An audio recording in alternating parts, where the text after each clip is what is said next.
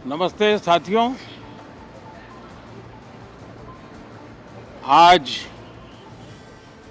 सावन का पहला सोमवार है। इस पवित्र दिवस पर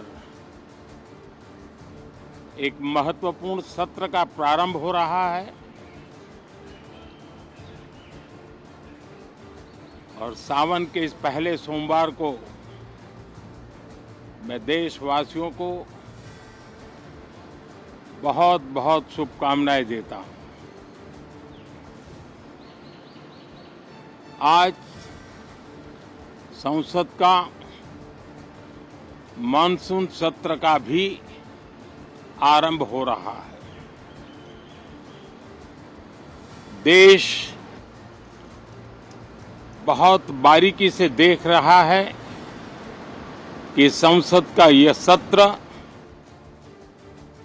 सकारात्मक हो, सृजनात्मक हो और देशवासियों के सपनों को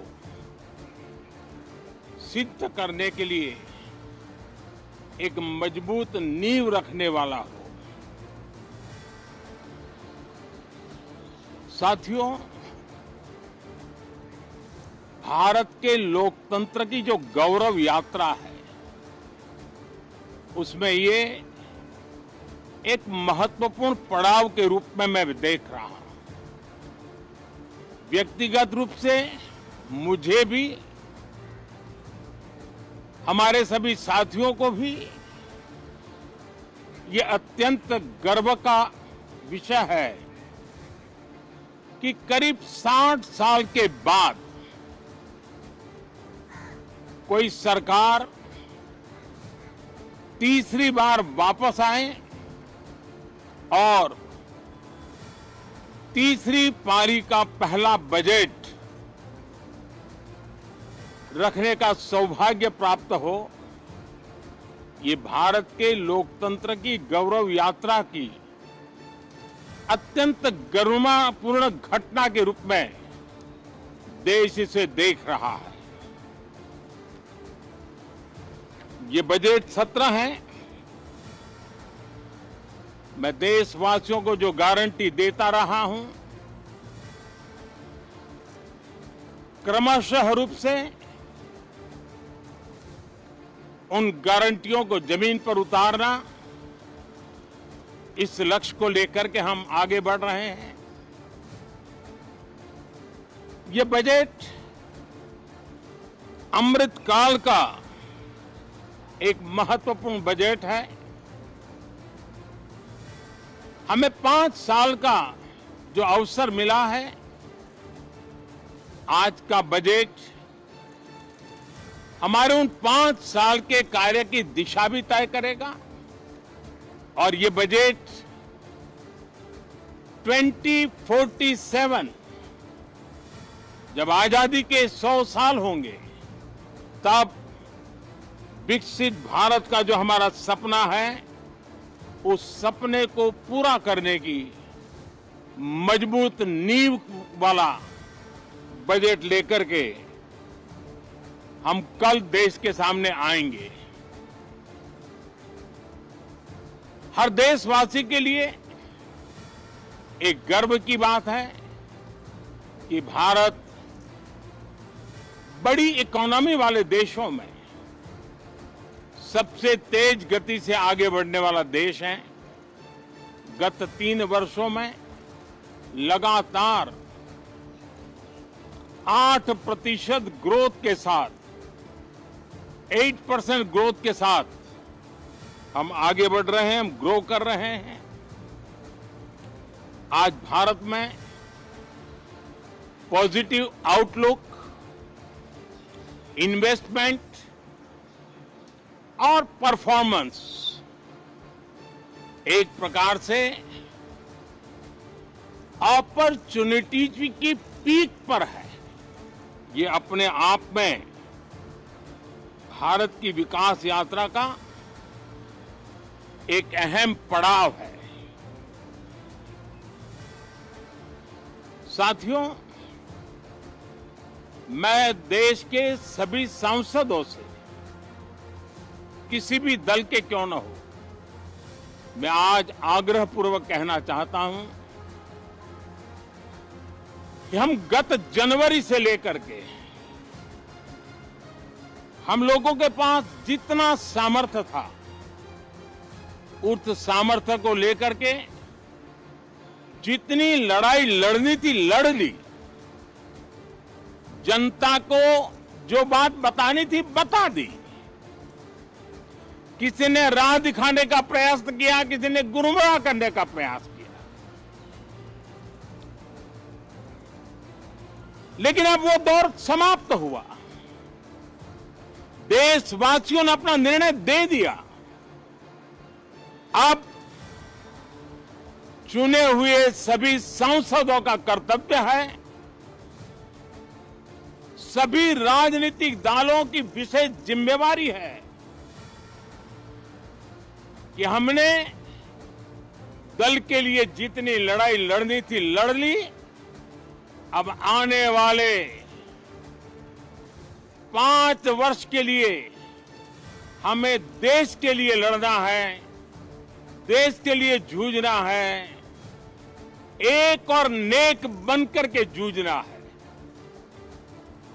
मैं सभी राजनीतिक दलों से भी कहूंगा कि आइए हम आने वाले 4 साढ़े 4 साल दल से ऊपर उठ करके सिर्फ और सिर्फ देश को समर्पित होकर के संसद के इस गरिमापूर्ण मंच का हम उपयोग करें। जनवरी 29 जब चुनाव का वर्ष होगा, आप उसके बाद जाइए मैदान में, सदन का भी उपयोग करना है कर लीजिए। वो 6 महीने जो खेल खेलने खेल लीजिए, लेकिन तब तक सिर्फ और सिर्फ देश के गरीब, देश के किसान, देश के युवा, देश की महिलाएं, उनके सामर्थ्य के लिए, उनको एम्पावर करने के लिए जन भागीदारी का एक जन आंदोलन खड़ा कर करके 2047 के सपने को पूरा करने के लिए हम पूरी ताकत लगाए।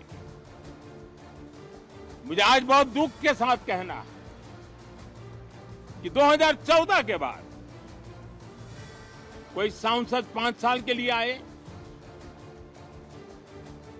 कुछ सांसदों को 10 साल के लिए मौका मिला, लेकिन बहुत से सांसद ऐसे थे जिनको अपने क्षेत्र की बात करने का अवसर नहीं मिला, अपने विचारों से संसद को समृद्ध करने का अवसर नहीं मिला, क्योंकि कुछ दलों की नकारात्मक राजनीति ने देश के संसद के महत्वपूर्ण समय को एक प्रकार से अपनी राजनीतिक विफलताओं को ढांकने के लिए दुरुपयोग किया।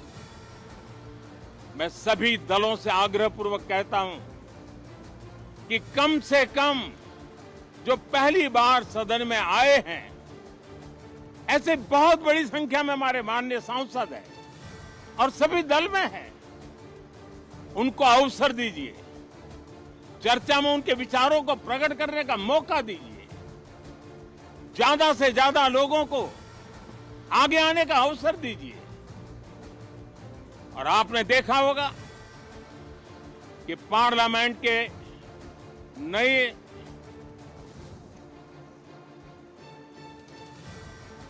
संसद गठन होने के बाद जो पहला सत्र था,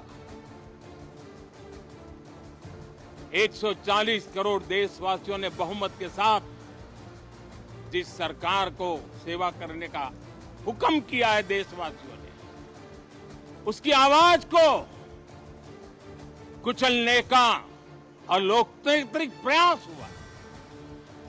2.5 घंटे तक देश के प्रधानमंत्री का गला घोंटने का, उनकी आवाज को रोकने का, उनकी आवाज को दबाने का लोकतांत्रिक परंपराओं में कोई स्थान नहीं हो सकता और इसका कोई पश्चाताप तक नहीं है, दिल में दर्द तक नहीं है। मैं आज आग्रहपूर्वक कहना चाहता हूं, देशवासियों ने हमें यहां देश के लिए भेजा है, दल के लिए नहीं भेजा है। ये सदन दल के लिए नहीं, ये सदन देश के लिए है। ये सदन सांसदों तक की सीमा तक नहीं है, 140 करोड़ देशवासियों की एक विराट सीमा करके ये लिए है। मैं विश्वास करता हूं कि हमारे सभी माननीय सांसद पूरी तैयारी के साथ चर्चा को समृद्ध करेंगे।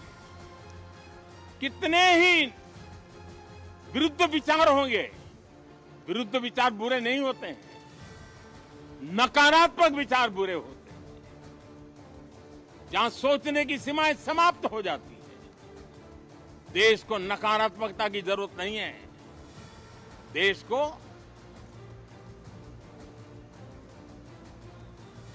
एक विचारधारा,